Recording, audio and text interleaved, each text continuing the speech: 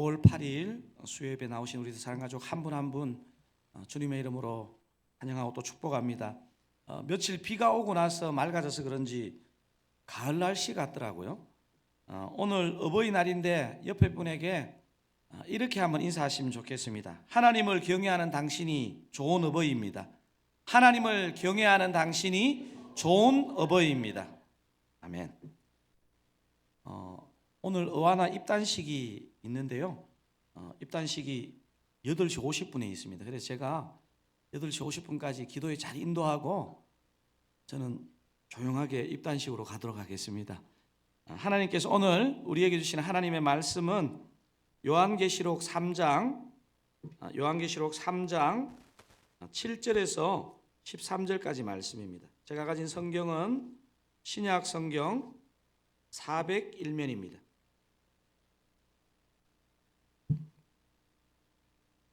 요한계시록 3장 다 찾으시면 제가 7절, 여러분이 8절 교독하시고 마지막 13절은 함께 읽도록 하겠습니다. 제가 7절 읽겠습니다.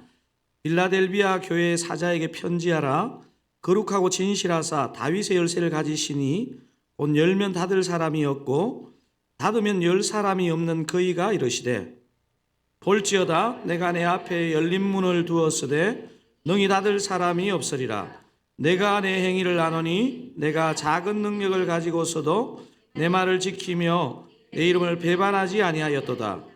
보라, 사탄의 회당 곧 자칭 유대인이라 하나 그렇지 아니하고 거짓말하는 자들 중에서 몇을 내게 주어 그들로 와서 내 발 앞에 절하게 하고 내가 너를 사랑하는 줄을 알게 하리라. 내가 나의 인내의 말씀을 지켰은즉 내가 또한 너를 지켜 시험의 때를 면하게 하리니 이는 장차 온 세상에 임하여 땅에 거하는 자들을 시험할 때라. 내가 속히 오리니 내가 가진 것을 굳게 잡아 아무도 내 면류관을 빼앗지 못하게 하라. 이기는 자는 내 하나님 성전의 기둥이 되게 하리니 그가 결코 다시 나가지 아니하리라. 내가 하나님의 이름과 하나님의 성 곧 하늘에서 내 아버지께로부터 내려오는 새 예루살렘의 이름과 나의 새 이름을 그의 위에 기록하리라. 함께 읽으시겠습니다. 귀 있는 자는 성령이 교회들에게 하시는 말씀을 들을지어다. 아멘. 여러분 혹시 지진을 한번 이렇게 직접 현장에서 경험해 보셨습니까? 저희 가족들은 그 LA에 살 때 2019년에 그 전에 말로만 듣던 그 캘리포니아의 지진을 경험했습니다. 요즘 한국도 사실은 이제 지진에서 안전한 나라가 아니게 되었다 그런 말을 하는데요. 한국은 보니까 제가 수치로 말하면 지진 강도가 한 5에서 5.5만 되어도 막 뉴스에서 막 포항에서 지진이 났다 그러면서 막 그러는데 제가 LA에 있을 때 보니까 한 6 정도 되는 지진이 종종 있더라고요. 제 기억으로 2019년 그 7월경에 LA에서 북동쪽으로 한 200km 정도 떨어진 그 사막 지역에서 7.1 지진이 발생해서 여러분 하여튼 스케일이 크세요. 지금 한국에서 5만 나도 막 9시 뉴스 나고 이러는데 LA까지 꽤 제법 강하게 그 지진의 여파가 미쳤습니다.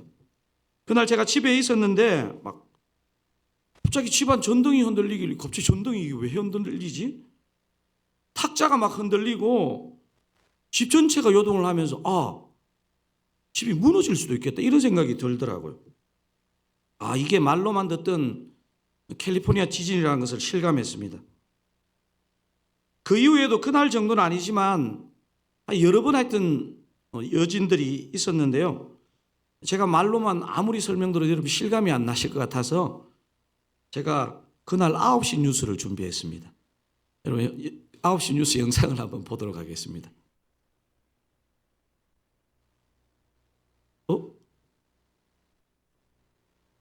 그죠? 준비를 됐는 거죠. 소리를 좀 크게 올려주시면 좋겠습니다.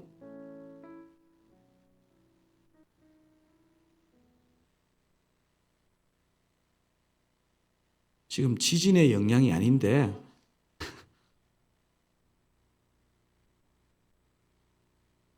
소리가 안 들립니다. 강진이 발생했던 미국 캘리포니아주에 조만간 더 큰 지진이 닥칠 거라는 경고가 나와서 주민들이 공포에 떨고 있습니다.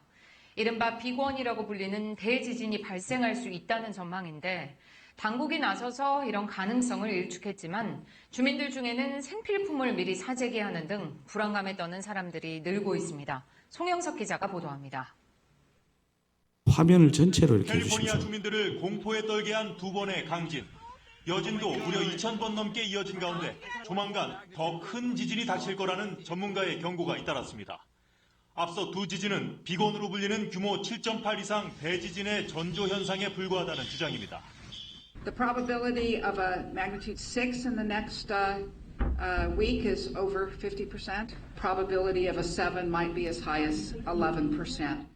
지진 발생 지점이 세계 주요 지진과 화산 활동이 집중된 이른바 불의 고리에 속해 있는 데다 이번 지진 여파로 캘리포니아를 가로지르는 샌안드레아스 단층까지 흔들릴 수 있다는 우려도 확산되고 있습니다. 1906년 3,000명의 목숨을 앗아간 캘리포니아 대지진은 이 샌안드레아스 단층이 뒤틀리면서 발생했습니다. 미국인들에겐 트라우마와도 같은 샌안드레아스 단층까지 다시 거론되자 집 밖에 천막을 치고 지내거나 생필품을 사재기 하는 경우도 많습니다. If another quake comes, I'm scared what's going to happen. It's all separating right here. 하지만 미국 지질조사국은 향후 며칠 안에 규모 6.0 이상 지진이 뒤따를 가능성을 27% 정도로 낮게 보고 있습니다. 특히 샌안드레아스 단층은 지진 발생지에서 270km나 떨어져 있다며 규모 7.0 이상 강진 발생 가능성은 3%에 불과하다고 강조했습니다.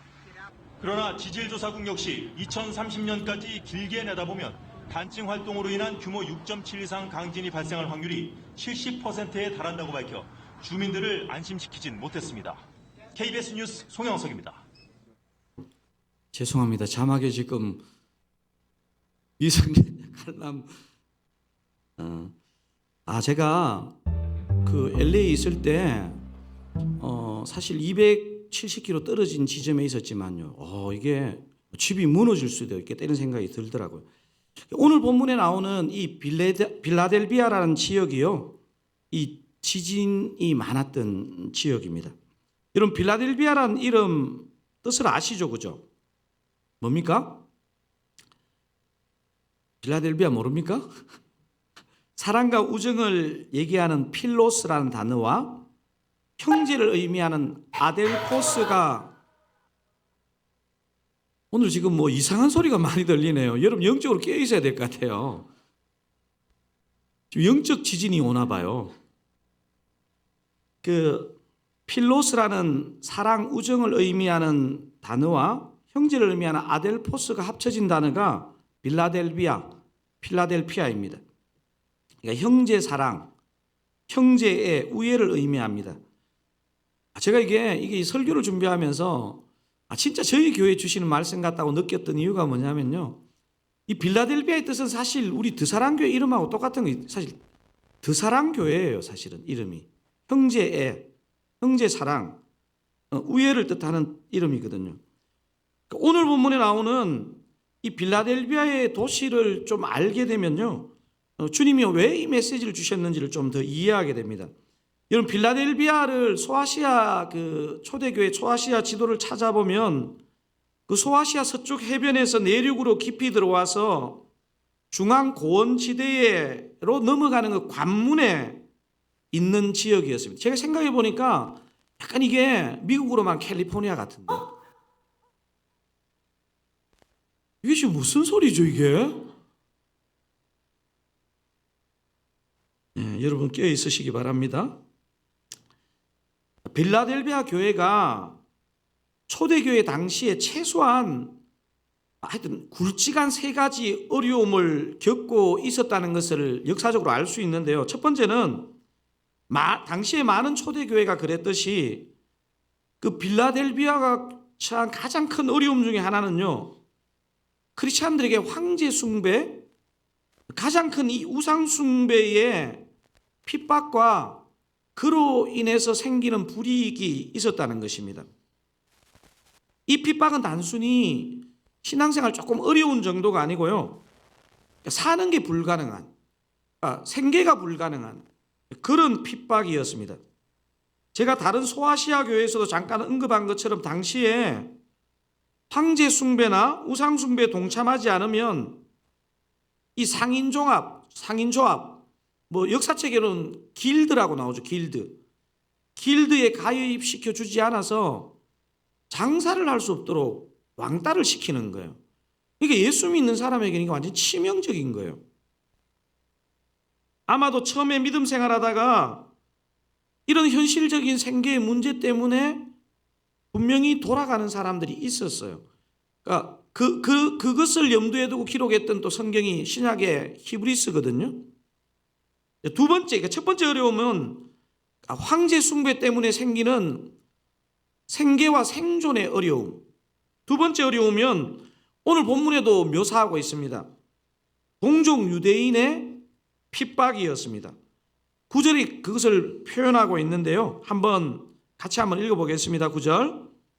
보라, 사탄의 회당 곧 자칭 유대인이라 하나 그렇지 아니하고 거짓말하는 자들 중에서 몇을 내게 주어 그들로 와서 내 발 앞에 절하게 하고 내가 너를 사랑하는 줄을 알게 하리라. 지금 굵은 글씨 뭐라고 되어 있습니까?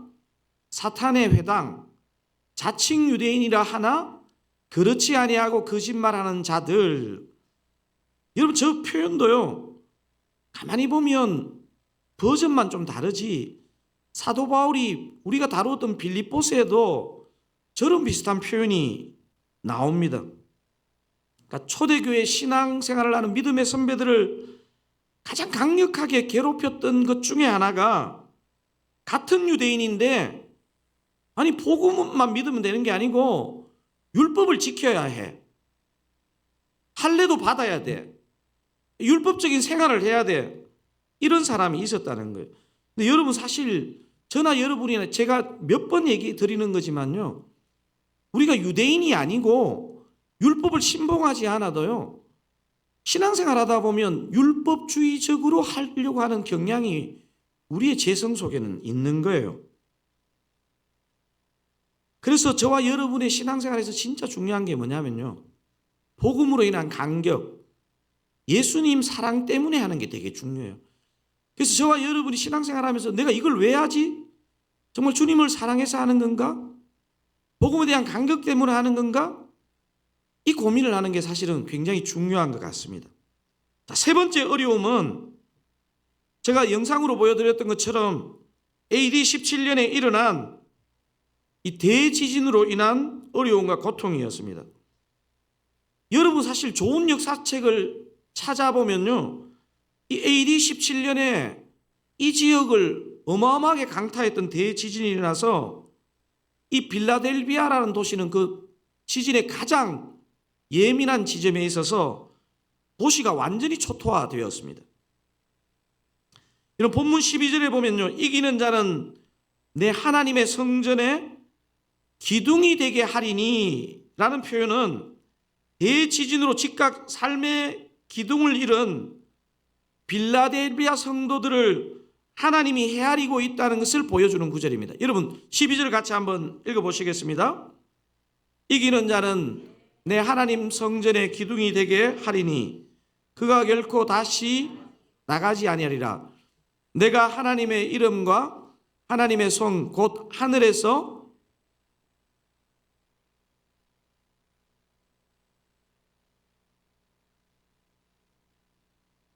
여기 보니까 내 하나님 성전의 기둥이 되게 하겠다.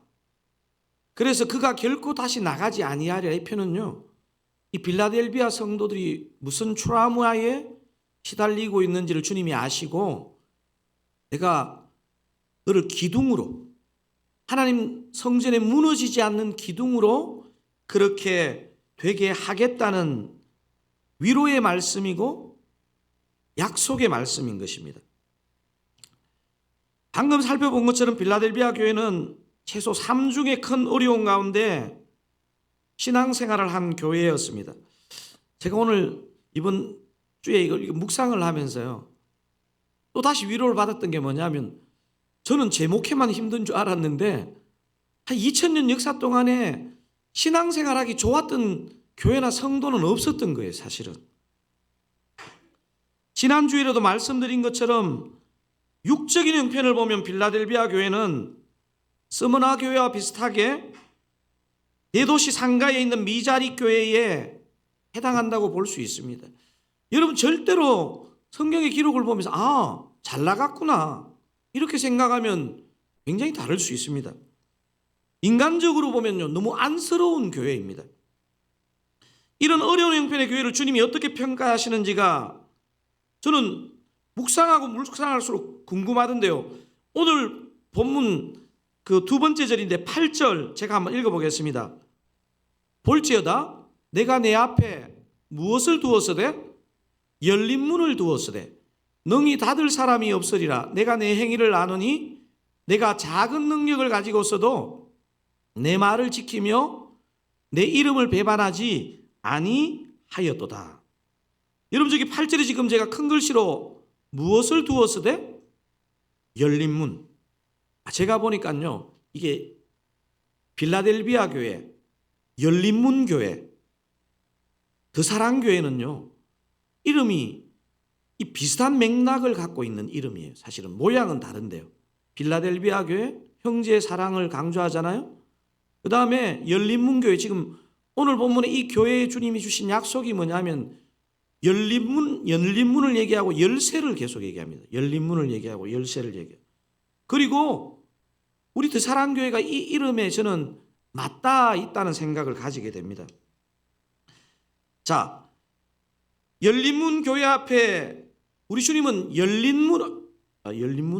빌라델비아 교회 앞에 열린문을 두었다고 지금 하고 있죠.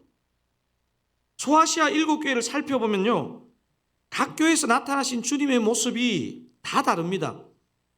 각 교회에 나타나는 주님의 모습은요 그 교회의 형편을 가장 잘 아시는 그 주님의 모습으로, 가장 위로해주고 싶은 모습으로, 가장 격려해주고 싶은 모습으로 우리 주님이 나타나시기도 합니다.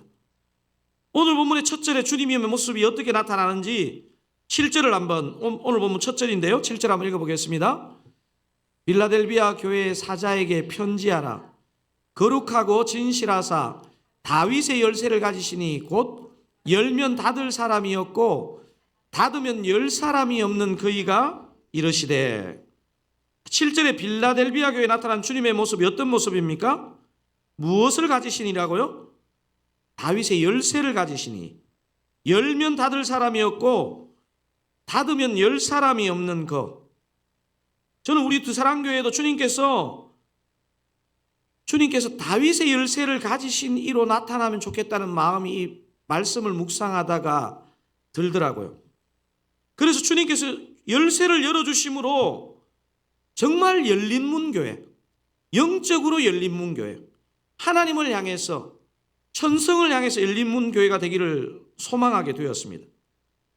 이 빌라델비아 교회를 향한 주님의 칭찬이 정말 귀한 것은요 그 8절 하반절에 나와 있는데 그 하반절만 같이 한번 읽어보겠습니다. 8절. 내가 작은 능력을 가지고도 내 말을 지키며 내 이름을 배반하지 아니하였도다. 빌라델비아 교회와 성도들의 귀함이 여기에 있습니다. 우리는 나도 모르게 목사이지만 저도요 그렇게 생각하는 것 같아요. 능력 많은 목사님이니까 쓰시지. 저분은 능력이 많아서 하나님이 쓰시지. 이게 인간적인 좀 본능인 것 같아요. 하나님은요 별 볼 일 없는 사람을 통해서도 영광을 받으신다는 사실입니다. 주님의 평가는 이 빌라델비아 교회 오늘 특히 본문에 내가 작은 능력을 가지고도 내 말을 지키며, 이게 주님이 사람의 평가와 다르게 중심을 보시고 쓰시는 것입니다. 대체 어떻게 작은 능력으로 큰 영광을 돌릴 수 있는지 남은 시간 여러분과 좀 생각해 보려고 하는데요. 자, 어떻게 작은 능력으로 큰 영광을 돌릴 수 있을까요? 첫 번째는 이렇게 말할 수 있습니다. 사랑하면 가능합니다. 무슨 능력으로 가능하다고요? 사랑의 능력. 여러분 오늘 굉장히 중요한 말씀이거든요. 작은 능력으로 큰 영광을 돌릴 수 있대요. 어떻게 해요? 사랑하면. 사랑의 능력을 가지면. 우리가 보통 자괴감에 빠지는 것은요, 좀 전에도 말씀드렸지만 저 사람은 은사가 많은 것 같은데 난 아무런 은사가 없는 것 같아. 저 사람은 능력이 많은 것 같은데 나는 할 줄 아는 게 없어. 이러면서 자괴감에 빠지는데요. 오늘 본문을 보시면요. 주님은 그게 문제가 안 된다는 것입니다. 주님의 생각은 다르다는 것입니다. 오늘 본문에서 빌라델비아 성도들의 마음도 울리고 오늘 이 말씀을 나누는 저와 여러분의 마음도 찡하게 울리는 구절이 있습니다. 제가 구절을 다시 한번 읽어보겠습니다. 9절. 보라, 사탄의 회당 곧 자칭 유대인이라 하나 그렇지 아니하고 거짓말하는 자들 중에서 몇 철 내게 주고 그들로 와서 내 발 앞에 절하게 하고 내가 너를 사랑하는 줄을 알게 하리라. 여러분 저 구절 한번 잘 한번 묵상해 보세요. 저게 무슨 말이에요? 빌라델비아 성도들과 교회를 그렇게 괴롭히는 사람들을요, 무릎 꿇히고 내가 너를 사랑하는 줄을 그들을 통해서 알게 하겠다는 거예요. 자신을 막 조롱하는 사람들 앞에서 내가 진짜 얘를 사랑하거든, 이거를 보여준다는 거예요. 9절에서 여러분 마지막 그 부분만 한번 읽어볼까요? 내가 너를 사랑하는 줄을. 시작.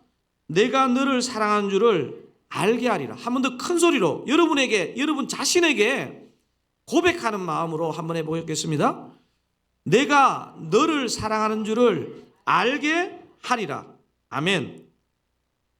주님이 왜 이런 사랑의 고백을 이 원수들 앞에서 하는 걸까요? 빌라델비아 성도들이 목숨 걸고 주님을 사랑했으니까요. 우리 주님도요, 진짜 자신을 사랑하는 성도들을 부끄럽게 하지 않게 하고 싶은 거예요. 빌라델비아 성도들이 작은 능력으로 큰 영광을 돌릴 수 있었던 이유가 바로 여기에 있습니다. 1차적으로는 하나님의 사랑을 받았겠지만요, 빌라델비아 성도들도 입숙 닦지 않고 주님의 그 마음으로 하나님을 사랑했거든요. 여러분 사랑은요, 작은 능력으로도 큰 일을 이루어낼 수 있는 능력이 있습니다. 저와 여러분도 이걸 충분히 이해할 수 있습니다. 여러분 진심이 담긴 선물은요, 값비싸지 않아도 감동이 있습니다. 여러분 표정이 그래도 값비싸면 좋지. 여러분 진짜 그렇지 않나요? 진심이 담긴 선물은요, 종이를 접어서 줘도요 감동이 있습니다. 빌라델비아 성도들은 하나님을 사랑했을 뿐만 아니고요, 그 이름이 보여주는 것처럼 형제 자매 서로를 사랑했습니다. 그러니까 빌라델비아 이 이름은요, 사실 우리 드사랑교회 이름이라니까요.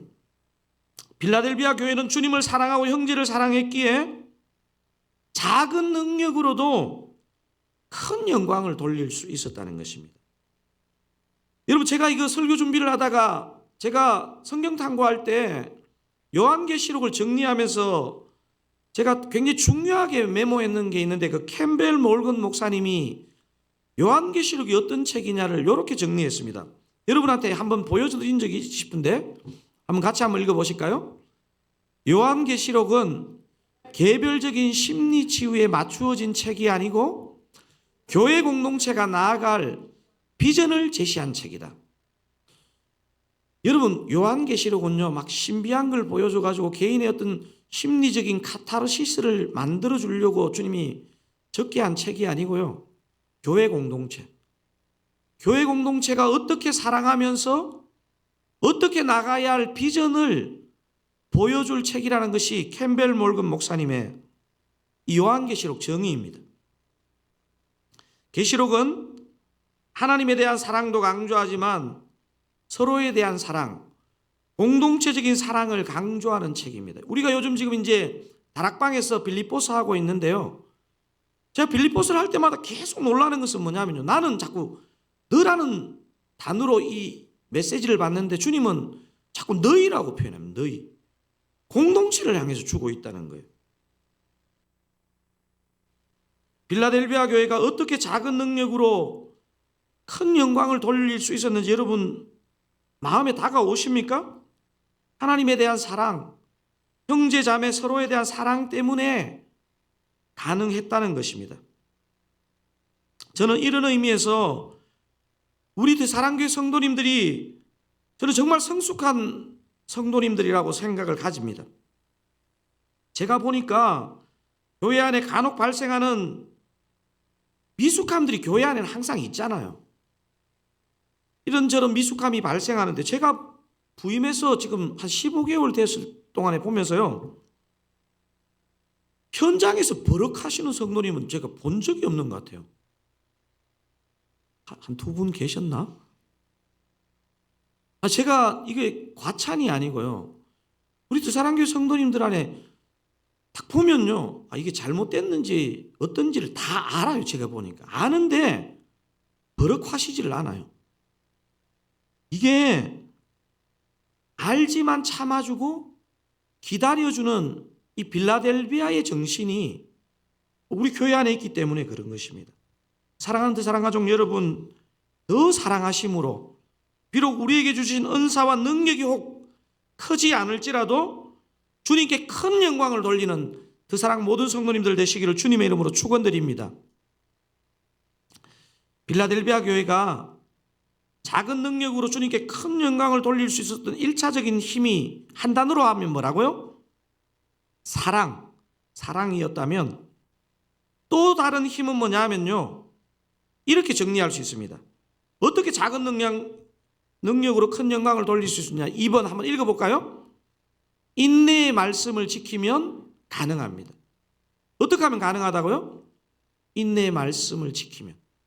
이거는 제 괄호에다가 적어놨던 것처럼 말씀의 능력을 신뢰하면 가능한 것이기도 하고요. 혹은 인내의 능력을 우리가 신뢰하고 순종하면 가능한 것이기도 합니다.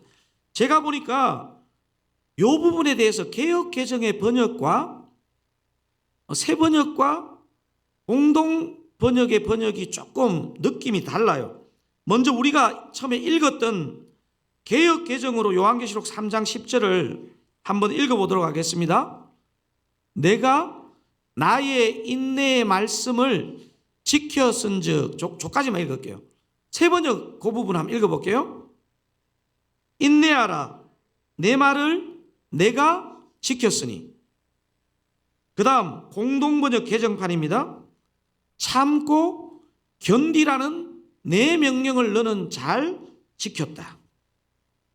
여러분 방금 읽었던 것처럼 개역개정과 새번역 그리고 공동번역 개정판이 느낌이 좀 다르죠?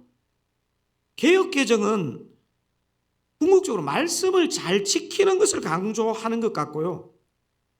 우리가 뒤에 읽었던 두 번역은 인내를 잘 지키는 것을, 인내의 말씀이라 그랬는데 인내를 잘 지키는 것을 강조하는 것처럼 번역을 했습니다. 여러분 말씀 자체가 능력이기도 하고요. 그 말씀을 붙잡고 인내하는 것이 능력이라는 것을 이 본문이 보여주고 있습니다. 그런데 개역개정 10절을 가만히 묵상해 보면요. 중요한 원리를 담고 있습니다. 10절을 한번 보실까요?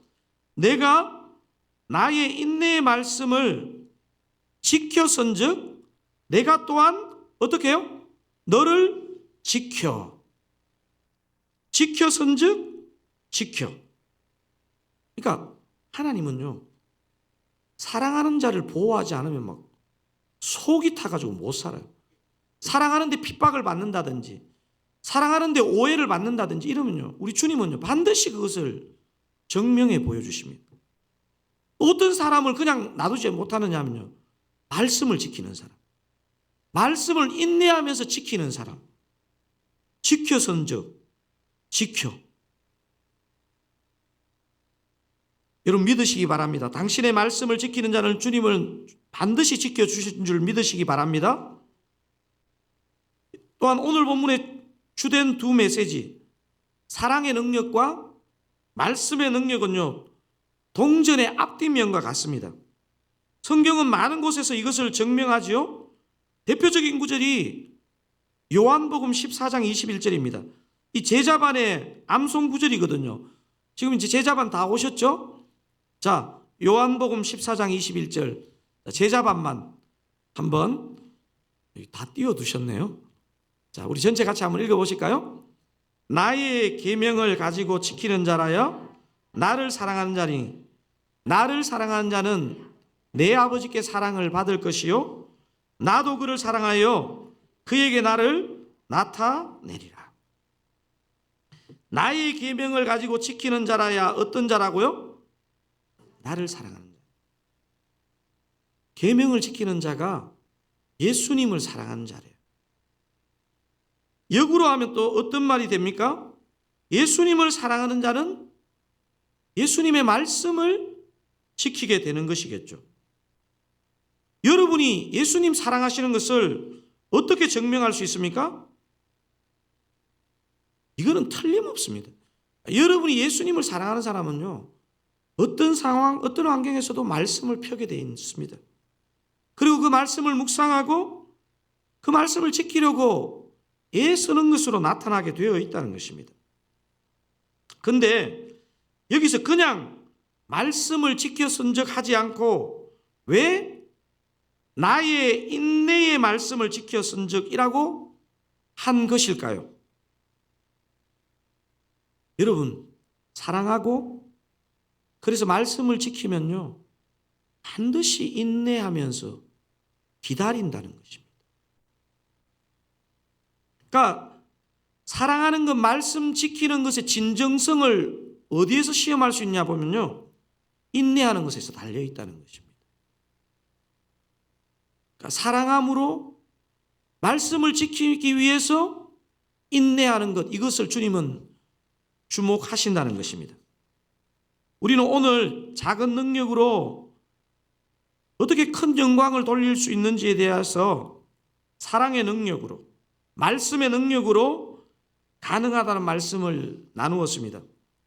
하지만 이런 반문이 들 수 있습니다.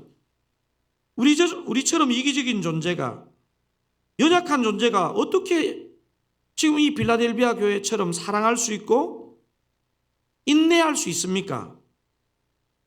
사랑하는 사랑하는 여러분은 정직하게 어떻게 이 질문에 답하시겠습니까? 냉정하게 우리 안에는 스스로 사랑할 힘도 스스로 인내할 일도 없는 것을 저와 여러분 너무 잘 압니다.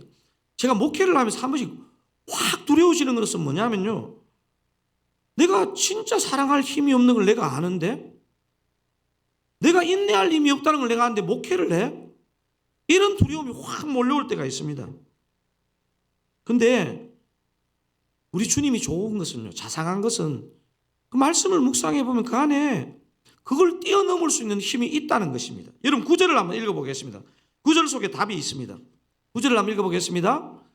보라, 사탄의 회당 곧 자칭 유대인이라 하나 그렇지 아니하고 거짓말하는 자들 중에서 몇을 내게 주어 그들로 와서 내 발 앞에 절하게 하고 내가 너를 사랑하는 줄을 알게 하리라.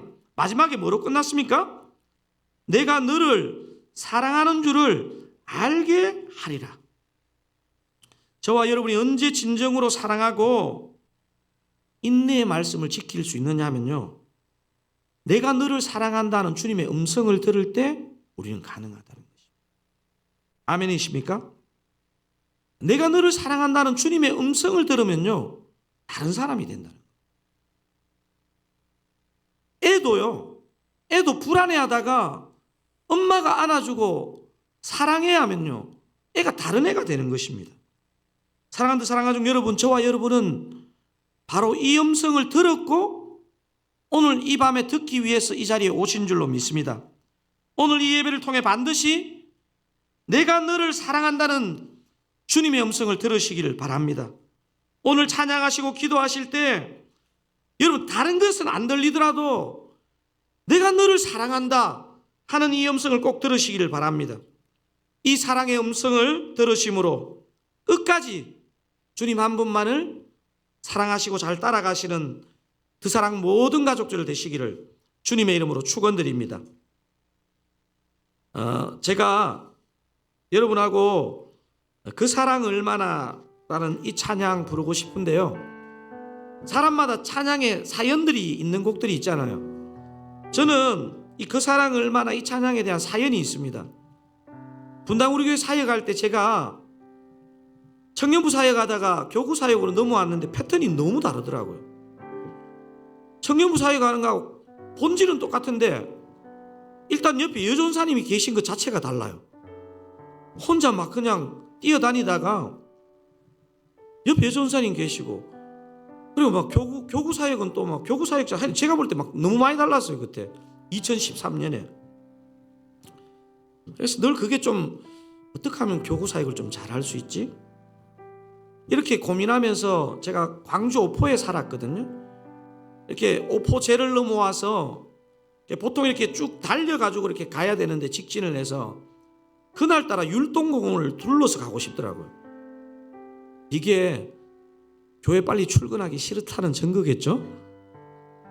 직장으로 바로 가기 싫고 율동공원을 한 바퀴 돌아서 가려고 율동공원으로 가다가 제 차 테이프에 이 곡이 나왔어요. 이 노래가 나오는데 사실 율동공원에 사실 이렇게 그 도는데 차 세우기가 쉽지 않거든요. 근데 어느 지점에 제가 차를 세우고 엉엉 울었던 것 같아요. 생각해 보니까 예수 믿지도 않는 가정에 태어나가지고 예수를 믿은 것만 해도 감사한데 하나님 목사로 부르시고 이렇게 좋은 교회에서 목회를 할 수 있다는 것 자체가 너무 감사하다는 생각이 들면서요.